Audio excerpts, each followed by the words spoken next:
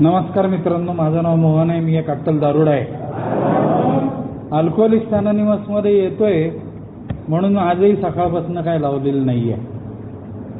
Otherwise माझ्या आयुष्यामध्ये असा दिवस कधी मला बघायला मिळेल असं स्वप्नात सुद्धा वाटलं नव्हतं मला. उल्हास जीवन समूह उल्हासनगरचा मी अत्यंत आभारी आहे. पण त्यांनी आज मला एका वेगळ्याच विषयावर बोलायला आणि स्वतःची गोष्ट सांगायला इथं परवानगी दिली. तो विषय म्हणजे एच का बाकी इतर नव्हतं का सगळीकडे कुठं काय.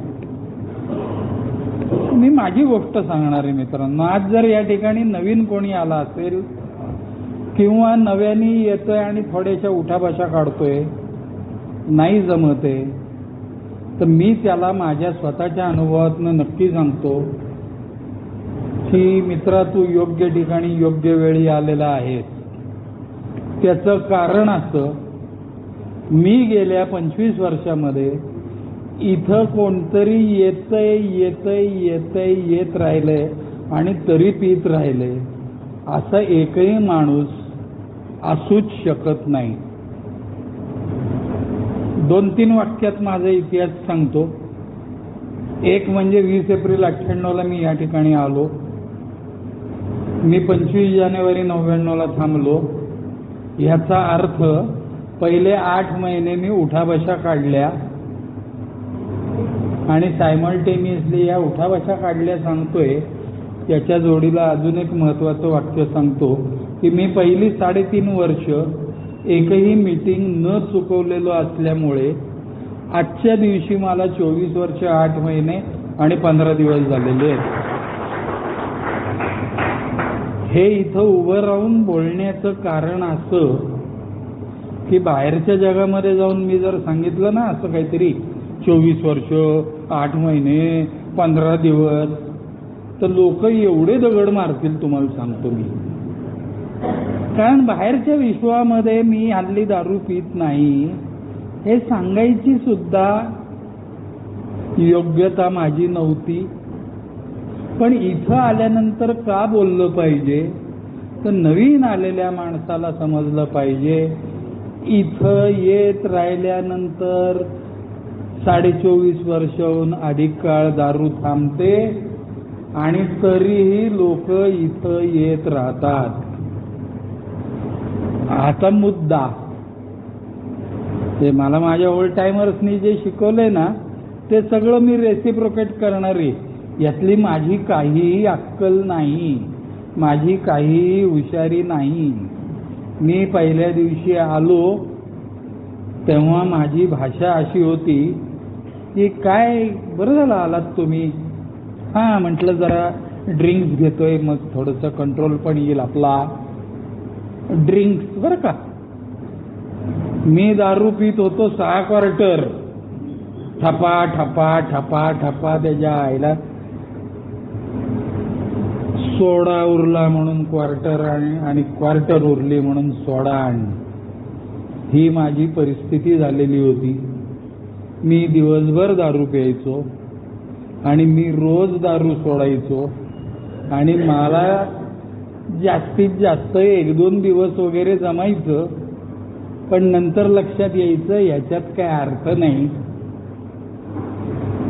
आणि काय नो प्रॉब्लेम ना. असं होणार ना आयुष्यात माणसाच्या, अप्स अँड डाऊन्स चालूच राहणार. बरं मी ड्रिंक्स घेतोय, माझी कुठं बायको सोडून गेली आहे, मला कुठं किर्लोस्करांनी नोकरीवरनं काढलंय. कारण माझी भाषाच मुळी अशी होती की yes I am working with Kirloskar, म्हणजे जसा काय मी किर्लोस्करांचा पार्टनरच होतो.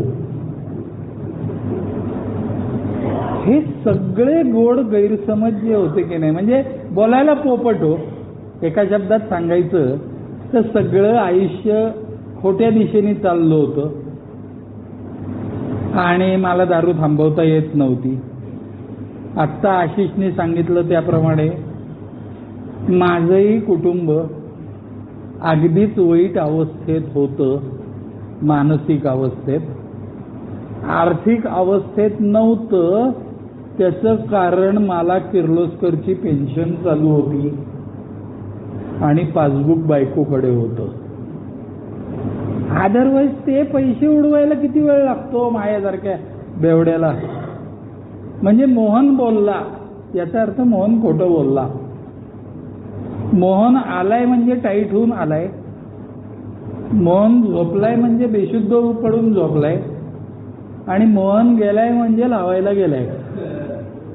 मोहन बोलला म्हणजे खोटं बोलला. या परिस्थितीत मी इथं आलो होतो आणि तरी सुद्धा मला लाज नावाचा अजिबात प्रकार वाटत नव्हता. माझ्या आवडीचा एकच शब्द होता, तो म्हणजे आपलं म्हणजे कसलंय. दुसरा शब्द होता त्याला काय झालंय. तिसरा शब्द होता नो प्रॉब्लेम यार. अल्कोहोलिक्स. मला एच का या विषयावर बोलायला सांगितलेलं आहे. इथं येत राहिल्यामुळे माझ्यात काय बदल झाला किंवा कसा झाला याच्याबद्दल मी सांगणार आहे. इथं येत राहिलो, समोर उभा राहून माणूस बोलत होता, माझं नाव प्रकाश, मी एक दारुड आहे. मी म्हटलं हे लयच भंगार दिसतंय, कारण असं जाहीररित्या सांगतात का. याचा कंट्रोल नसेल, याला कुठं थांबायचं ते कळत नसेल, वगैरे वगैरे वगैरे. पण तो प्यायलेलाही दिसत नव्हता आणि तो सांगत असलेल्या काही गोष्टी माझ्या जीवनात नुकत्याच घडून गेल्या होत्या. दुसरा उभा राहिला, त्यांनी काही सांगितलं, त्याच्यावरही माझा विश्वास बसला आणि तोही प्यायलेला नव्हता. आणि त्या दिवशी आयुष्यात प्रथम मला मीटिंग संपल्यानंतर यांच्यातल्या एकानी खांद्यावर हात ठेवला आणि मला म्हणला, बरं झालं तुम्ही आला तिथं. वय वर्षे 42. वाट लागलेली होती सगळी. किर्लोस्कर सोडून बसलो होतो. मी स्वतःला कॉम्प्युटर विझार्ड वगैरे समजत होतो. आणि बरं झालं तुम्ही आलात. हो ना हो ना. एक तर दुपारच्या 3 क्वार्टर लावलेल्या होत्या आणि खांदे उडवून बोलायला आणि गोड गोड हसायला काय पैसे लागत नाहीत मला माहित होतं. आणि मला का कोणाच ठाऊक उगाचच बरं वाटलं. कोणतरी म्हणलं बरं झालं तुम्ही आला तिथं. कारण शेवटची माझी अवस्था अशी होती की मी 16 दिवस जेवलो नव्हतो. ही फॅक्ट आहे. इथं उभं राहून कोणी खोटं बोलत नाहीत. मला खायची इच्छा होती, मला जेवण जात नव्हतं. मला दारू प्यायची इच्छा होती, पैसे नव्हते. सगळं जे काय चाललं होतं ते कर्जावर चाललं होतं. आणि कर्ज म्हणजे काय तर लहान खड्डा बुजवण्यासाठी मोठा खड्डा करणं. म्हणजे सगळ्या दृष्टीने मी कैचीत सापडलो होतो. आणि अशा वेळी कोणतरी म्हणलं बरं झालं तुम्ही आलात. अहो ते बारवाले सुद्धा मला म्हणायचे नाहीत बरं झालं तुम्ही आलात. ते पहिलं म्हणायचे पैसे आणले का. त्याचं कारण असं होतं की माझ्या हातावर एक मोठी लोन रेषा विळखे मारून बसल्याचं माझ्या लक्षात आलं होतं. हात हे पसरण्यासाठीच असतात, एवढीच अक्कल आली होती मला. दारूनी आपलं काय चाललंय काय नाही चाललंय काहीही कळत नव्हतं. आणि अशा वेळेला वाय एच का या विषयावर मी बोलतोय. अशी मानसिक अवस्था असताना मला एक दिवस एक वाक्य ऐकायला मिळालं. मला म्हणजे बोलायची माझी स्टाईल अशीच होती ना. हां हां I know you know I know मला सगळं कळतंय, मला सगळं माहिती आहे. त्यांच्यातलं एक जण म्हणला तुला काही कळत नाहीये, हे ज्या दिवशी कळेल ना बेट्या त्या दिवशी दारू थांबल तुझी. बघा, पण सहवासाने प्रेम वाढतं. मी रोज रोज मीटिंग करत राहिलो आणि खचलो. खचलो त्याचं कारण असं की मला लाज वाटत होती, आपल्याला थांबता येत नाहीये.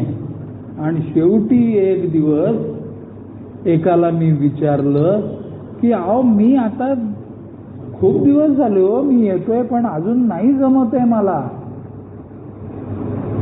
तेच का? तेव्हा त्यांनी मला सांगितलं तू रोज पिऊन येतोयस ना त्यामुळे तुला जमत नाहीये. म्हणलं ते बरोबर रे, ते तुम्ही नका सांगू, याच्यावरचा उपाय सांगा. तेच का? त्यांनी सांगितलं मीटिंग संपल्यावर पी. मीटिंग संपल्यावर पी म्हटल्यानंतर झालं. मग दुसऱ्या दिवशी मी न पिता मीटिंगला आलो आणि त्या दिवशी या सगळ्यांनी मला चहा प्यायला नेलं. कारण संध्याकाळी 7 नंतर चहाही पिण्याची गोष्टच नसते ना, असं माझ्या मेंदूत रजिस्टर झालेला माणूस मी. आणि यांच्याबरोबर चहा प्यायला गेलो. आता खिशात $2.25 रुपये, खरंच $2.25 रुपये खिशात होते बरं का माझ्या. आणि मी सारखा नको म्हणत होतो कारण मला चहाचे पैसे पण टाकायला पैसे नव्हते. आणि मी मानी ना, नको तिथं मान दाखवायचं आहे ना मला. ते म्हटलं चल चल, मला माहिती आहे तुझ्याकडे पैसे नाहीत बेटे. हायला वयाच्या 43व्या वर्षी बेट्या म्हणतो हा माणूस मला. आज तो म्हणणारच ना, कारण त्याला 11 वर्ष झाली ती थांबून.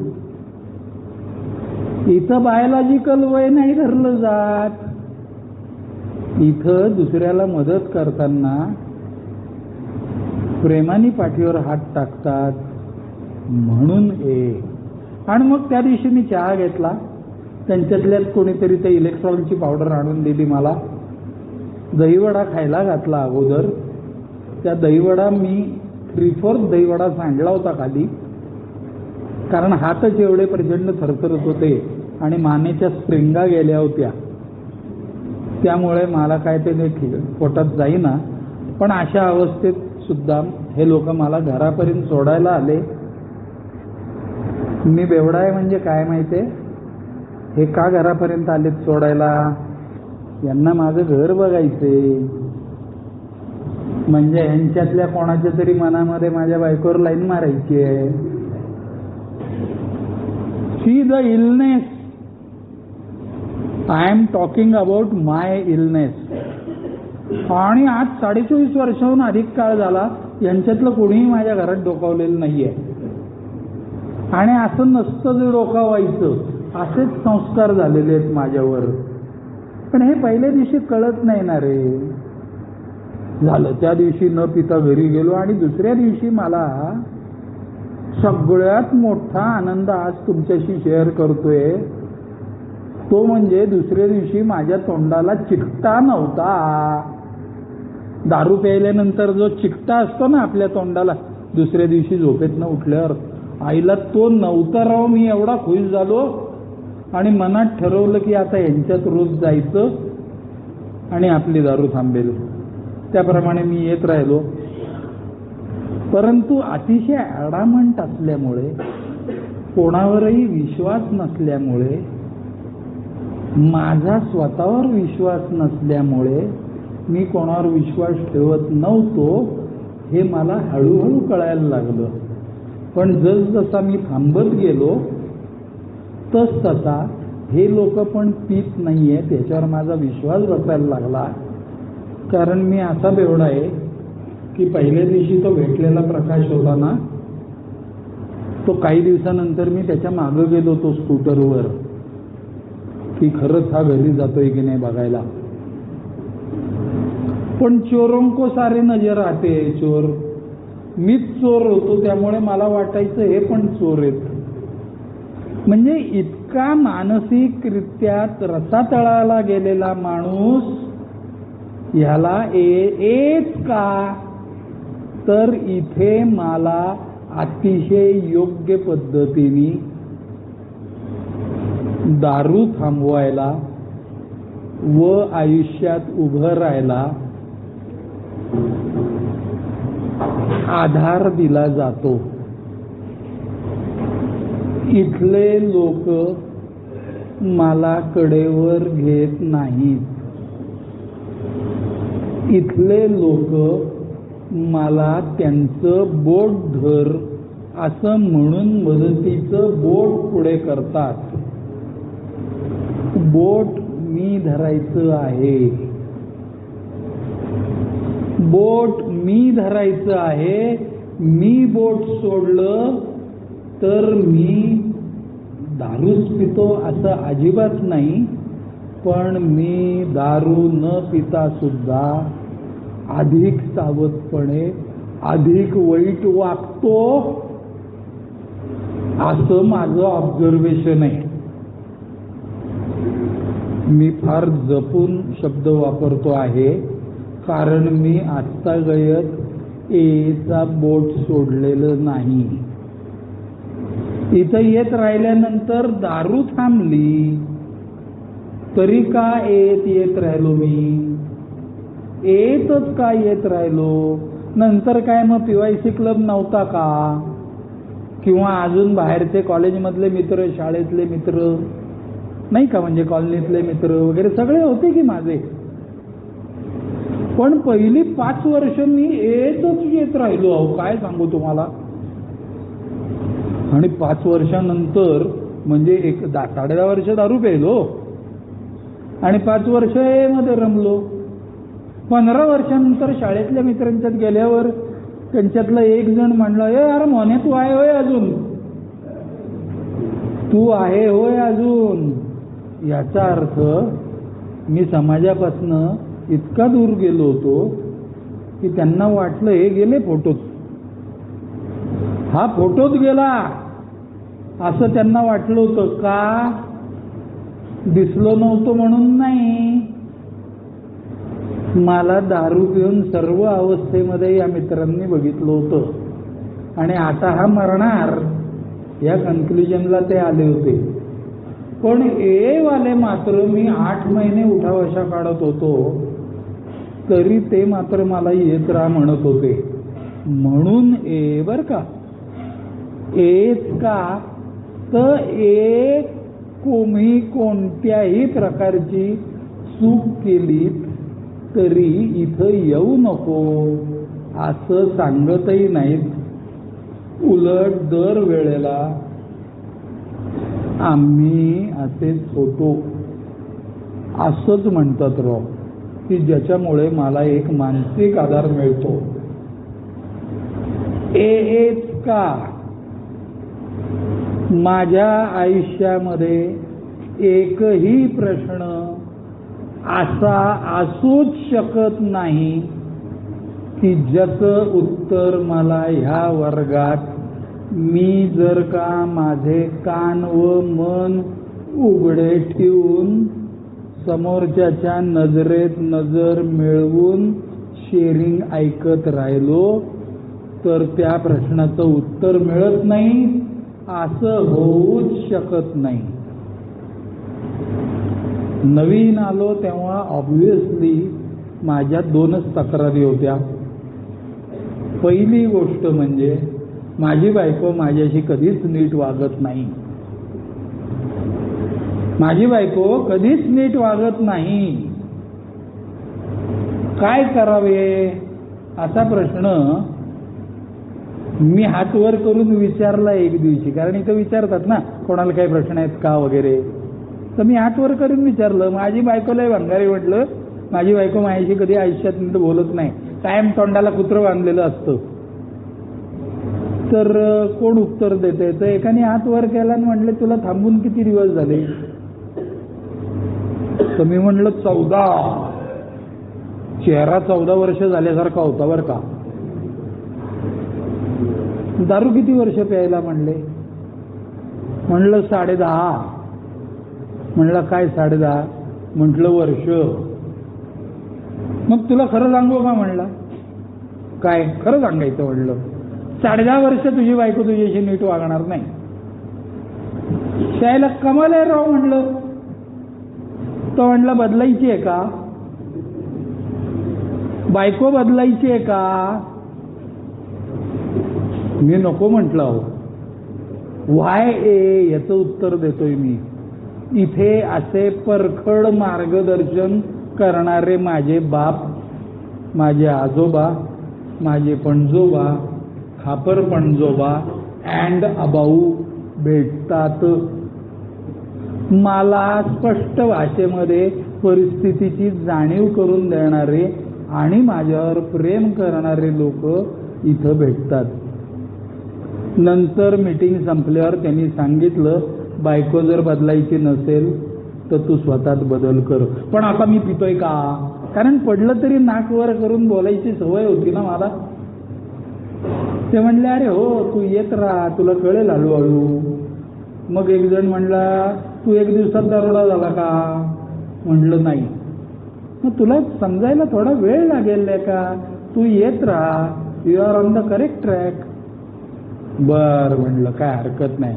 दुसरा प्रश्न माझ्या डोक्यात रवी सर असा होता की एवढा मोठा 14 खोल्यांचा बंगला माझ्या बापाने बांधून ठेवलाय. आज त्यांचं वय 92 आहे. त्यांना काय बांधून वर न्यायचंय का रे तो? आता माझ्या नावावर नको का करायला त्यांनी घर? प्रामाणिक हेतू होता ना माझा. आता मी दारू पित नाहीये. हा म्हणजे काय, आता मी व्यसनमुक्त लाईफ जगायला लागलोय. बिड्या चालू होत्या बरं का माझ्या ओढणं. 40-40 सिगरेटी ओढायचो आचरडासारख्या. का? आता दारू थांबली ना, आता नो प्रॉब्लेम. इथं आल्यानंतर कळलं, साल्या सारखं नो प्रॉब्लेम तुला वाटतंय ना, हाच तुझा प्रॉब्लेम आहे. हे बोलतात बरं का. आणि इथं असं सगळे प्रोव्हायडेड तुम्ही तेवढं मनमोकळेपणाने यांच्यात मिक्सअप व्हायला पाहिजे, यांच्यातला एक होऊन राहायला पाहिजे. तुम्ही जोपर्यंत आय एम डिफरंट म्हणत काठाकाठाने पोहताय ना, तोपर्यंत फक्त तुमची पावलंच भिजतील. तुम्हाला जर मिस्टर क्लीन व्हायचं असेल ना आणि आनंदी व्हायचं असेल ना, तर मेन स्ट्रीम मध्ये उतरायला लागतं. समोरच्यानी सूर मार म्हणल्यावर मारायचा सूर, हायवे नाही करायची. पोहायला गेल्यानंतर कसा मास्तर म्हणतो, मार मार उडी मार. पहिल्यांदा नको वाटतं, नंतर मागणं येऊन कोणतरी धक्का मारल्यावर पडते ते पाण्यात. पण नंतर तो मास्तर पोटाखाली हात धुवून शिकवतो ना. अहो हे सगळे माझे मास्तर आहेत. जगात जिगायचं कसं, घरात कसं वागायचं, जगात कसं वागायचं, नोकरीच्या ठिकाणी कसं वागायचं, हे मला यांच्या कृतीतनं शिकवतात. Provided I attend the meeting every day. Meeting करणं म्हणजे मीटिंग सुरू होण्यापूर्वी 5 मिनिटं वर्गात येऊन बसणं, शरीर व मन एकत्र आणण्याचा प्रयत्न करणं आणि मीटिंग संपल्यावर प्रार्थना झाल्यावरच उठणं. अहो 1.5 तास साधं मी बसू शकायचं नाही. गुत्त्यात नाही बसलो 1.5 तास कधी. वाल्यांनी शिकवलं कसं बसायचं असतं बाकावर. ते तिथपासनं मला या लोकांनी घडवलेलं आहे. म्हणून वाय ए वर्क्स. दुसरा प्रश्न होता माझा, वडील माझ्या नावावर का प्रॉपर्टी करत नाहीत? साधारण 1-1.25 वर्ष झालं होतं दारू थांबून.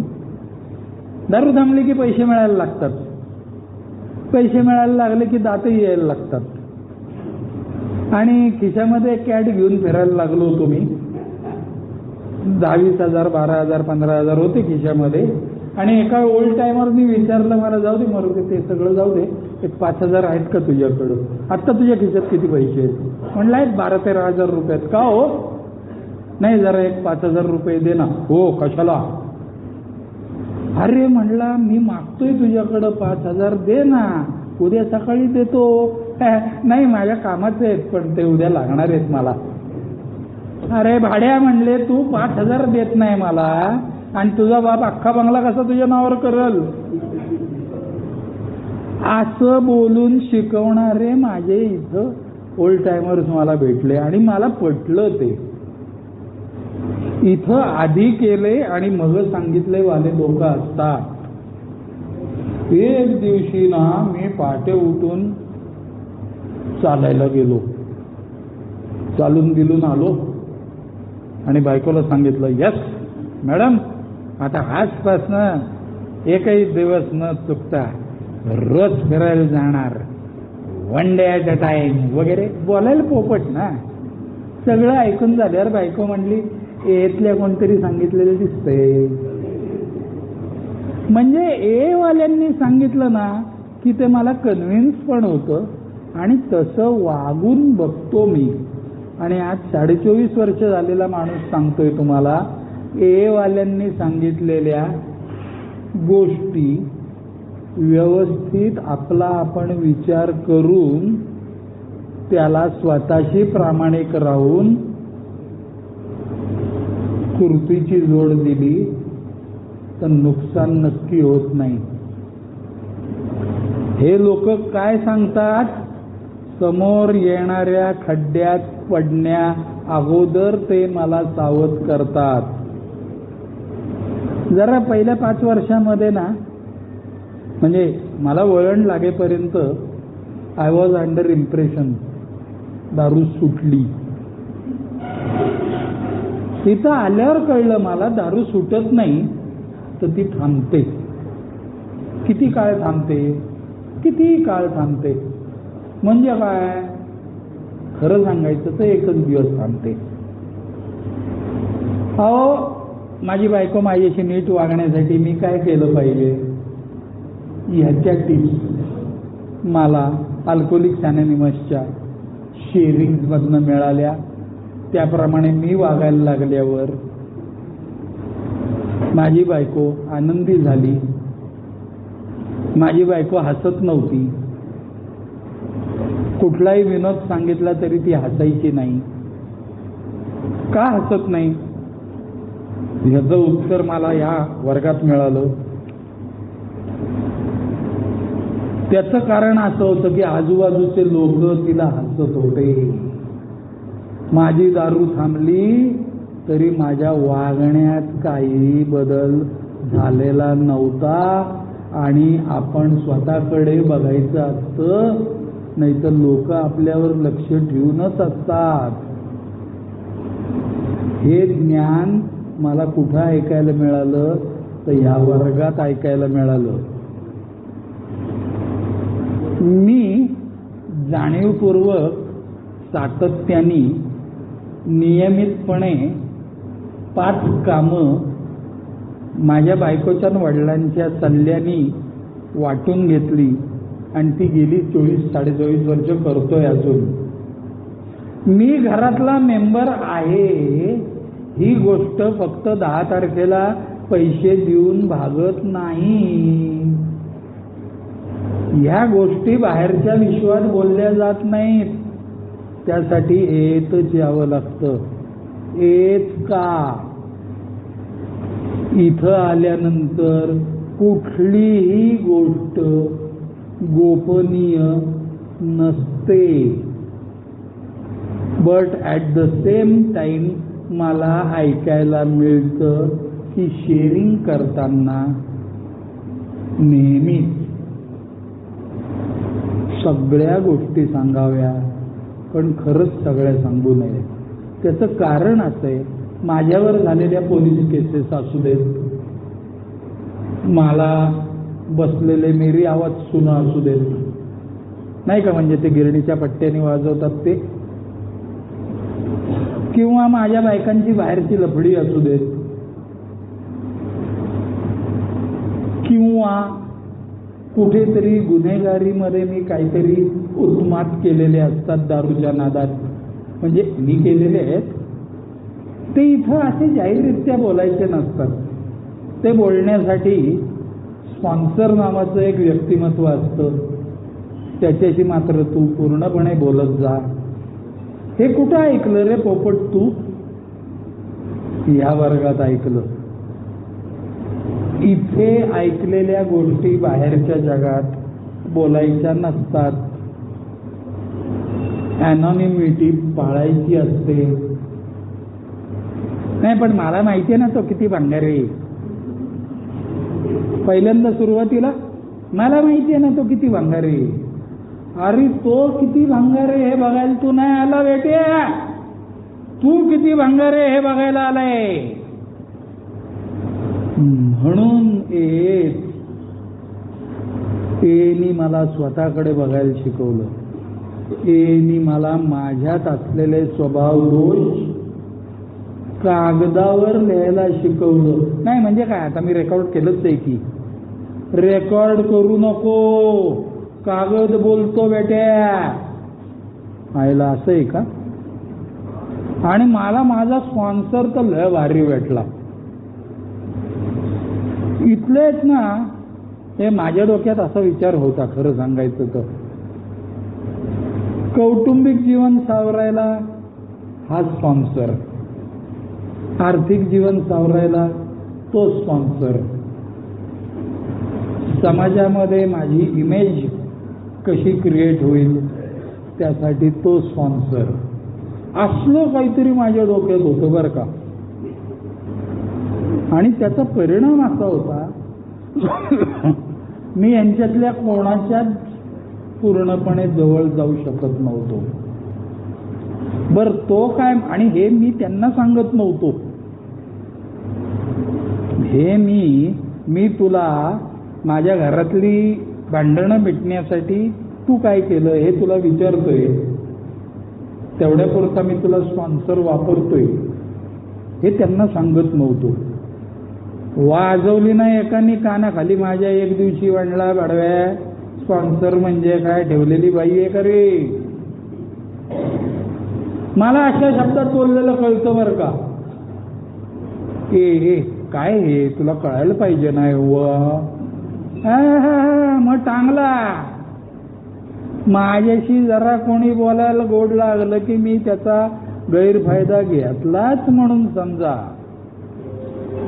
मला ॲप्रोप्रिएट वर्ड्स मध्ये सांगायचं झालं ना तर एच का, तर मला फक्त आणि फक्त ए मध्येच असे लोक भेटले की जे मला थोपटणारे पण होते आणि थोपटता थोपटता चुकलं की धोपटणारे पण होते. धोपटतात बरं का, इथं फिजिकली नाही मारत, पण असली बसते की नाही. आणि मग हळूच म्हणतात उपरवाले की लाठी का आवाज नाही आता. आयला खरंच आहे रो. इथं चार चौघात अपमान सुरुवातीला नाही करत. चार चौघात इथं अपमान सुरुवातीच्या काळात नाही करत. पण तू मीटिंग पासून दूर जायला लागला आणि एकदम 15 दिवसांनी दिसला की नक्की विचारतात, काय सगळे सोबर आहेत की नाही बघायला आला दिसतोय. त्याला म्हणायचं जोड्याने मारणं. पण त्याच्या मागे असलेली कळकळ ही आपल्याला कळली पाहिजे. आणि ती कळण्यासाठी मला रेग्युलर मीटिंगला यावं लागतं. मी पहिले 3.5 वर्ष नक्की मीटिंग केल्या. मी पुढचा भरपूर काळ महाराष्ट्रभर फिरून मीटिंग केल्या, कारण मला चेंज पाहिजे होता. मी बेवडा आहे म्हणजे काय आहे, तर मला एकाच गोष्टीचा कंटाळा येतो.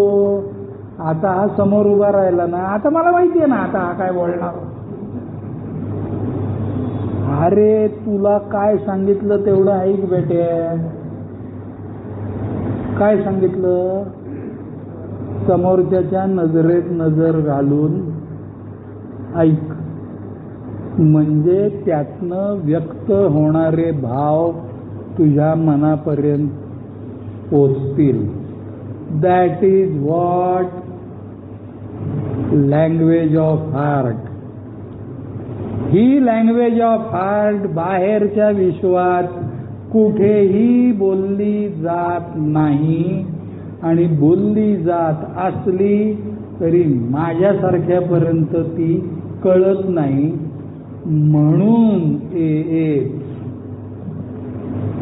एच का, मला लँग्वेज ऑफ हार्ट समजेल अशा भाषेत इथले लोक बोलतात, पण इथले लोक मला कडेवरही घेत नाहीत, इथले लोक मला सोडूनही देत नाहीत, इथले लोक माझ्या आनंदात आनंद मानतात.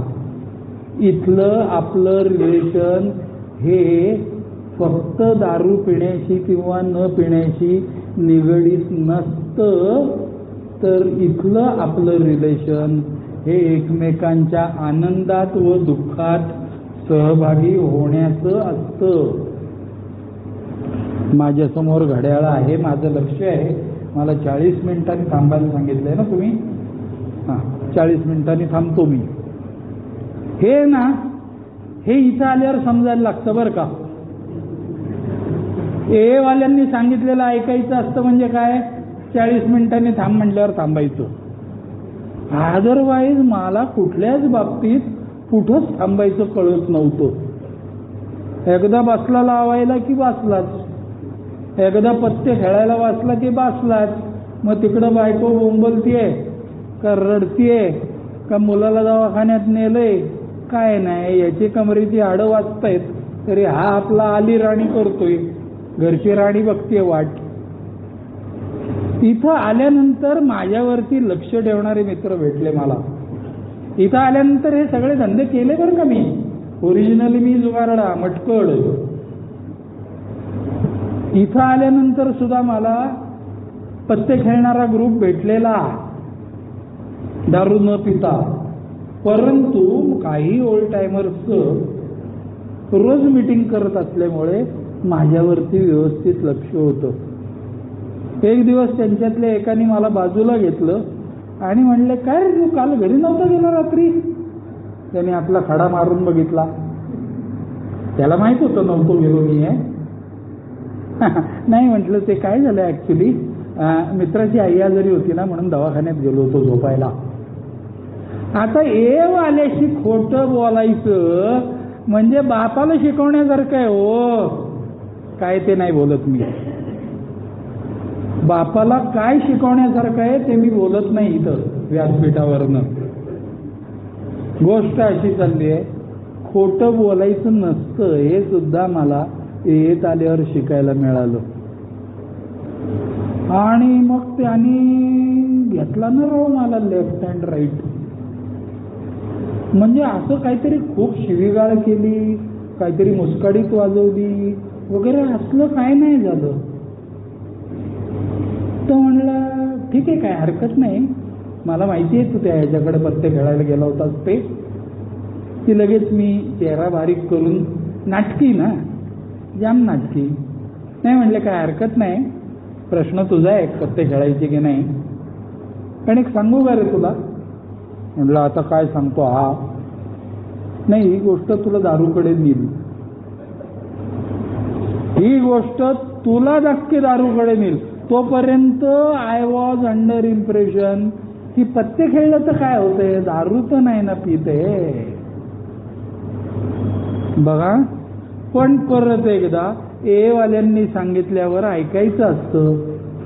हे संस्कार माझ्या मनावर झालेले असल्यामुळे मी त्यानंतर पत्त्याला हात तर लावलाच नाही, पण घरात सुद्धा 5-3-2 सुद्धा खेळत नाही मी. कारण जसा पहिलाच घोड घातक आहे ना, तसा माझ्या हातात कॅट आला की चाललोच मी जादू दाखवायला. आणि जादू कोणाला दाखवणार मी? तर घरच्यांना. कानातलं कसं गायब होतं, हसलाच बघा, म्हणजे आयडेंटिफिकेशन मिळालं लोकांना. विनोदाचा भाग जाऊ दे. आयुष्याचा विनोद झाल्यानंतर माझ्यासारख्याला इथं यायचा चान्स मिळतो. सापडलेला क्षण परत सापडत नाही याचं ज्ञान प्राप्त होतं. माझा कॅज्युअल अप्रोच नाहीसा होतो. मी नेमका खरा कसा आहे हे मला समजायला लागतं. आणि मी जोपर्यंत स्वतःला ओळखत नाही तोपर्यंत मला जग ओळखता येत नाही. आणि अहो माझं इतकं छान चाललंय ना सध्या आयुष्य. गेली 24.5 वर्ष मी जगलो. माझ्याकडचे पैसे संपले नाहीत. माझी बायको आनंदात असते. आमचं घर, ज्या घराचं मी व्हॅल्युएशन करत होतो, म्हणजे वडील जिवंत असतानाच करून ठेवू ना आपण व्हॅल्युएशन. इथं आल्यानंतर ऐकायला वाक्य मिळालं, याला भरल्या घरचे वासे मोडणं म्हणतात. तिथं आल्यावर कानात कडकडीत तेल घालणारे मिळतात मला, बाहेरच्या विश्वात ते मिळत नाहीत. म्हणून फक्त एक. आणि चांगलं चाललंय माझं. आज 24.5 वर्षाहून अधिक काळ आनंदी आहे. आणि सगळ्यात शेवटचं वाक्य बोलतो आणि मी थांबतो. 40 मिनिटं होत आलेली आहेत. मध्ये येऊन मी स्वतःचं जीवन सावरल्यामुळे माझा मुलगा माझ्यासारखा निघालेला नाही. That is my real asset. आज मी शांत चित्तानी घरी जाऊन शांत झोपू शकतो, कारण मी खोटं बोलत नाही, पैशाच्या हेराफेरी करत नाही आणि घोर नाही रे जीवाला. म्हणजे आहे त्याचंही किंमत समजली मला, असं मला सांगायचंय. सगळ्यांनी ऐकून घेतलं. 40 मिनिटं झाली. धन्यवाद.